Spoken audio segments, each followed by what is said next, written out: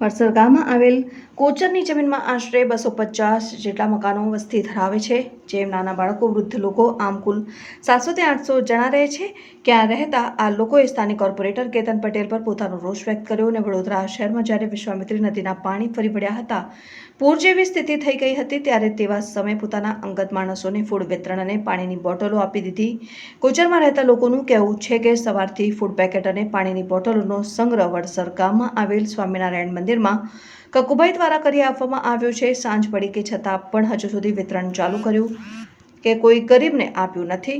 જ્યારે લોકોએ મંદિરે જઈને હોબાળો કર્યો, જ્યારે કકુભાઈ આવ્યા અને કોચર પાસે આવેલા એપાર્ટમેન્ટમાં જઈને લાગતા વળગતા નાઓને, ઓળખીતાઓને ફૂડ પેકેટ અને પાણીના બોટલોનું વિતરણ કર્યું. કોચરમાં રહેતા લોકોને કોઈ જાણ ન કરી છેલ્લા 3 દિવસથી પાણીમાં ભરાઈ રહેલ આ લોકો જ્યારે પોતાની ઘર સાફ સફાઈ કરવા ગયા તો જોયું કે ઘરમાં રહેલું અનાજ પણ પાણીમાં તણાઈ ગયું છે અને વાસણો પણ તણાઈ ગયા છે.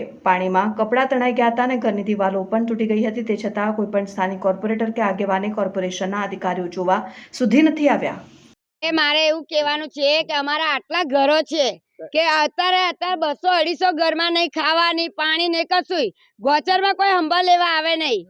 ભલે એ લોકોએ અમને કીધું કે તમે બહાર નીકળી જાઓ, બહાર નીકળી ગયા. અમે હવે ઘર ધોવા માટે તો અમારે અંદર આવવું કે ના આવવું?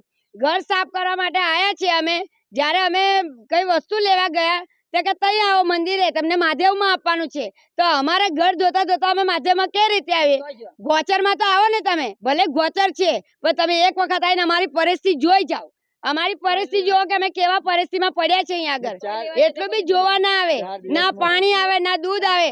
આજે હું લડીને બોલીને આવી ગામની વચ્ચે, તો આજે મારે પાણી ને દૂધ ને લાઈટ અમારા ઘર બાજુ આવી છે. બાકી કશું અમને ના આપે.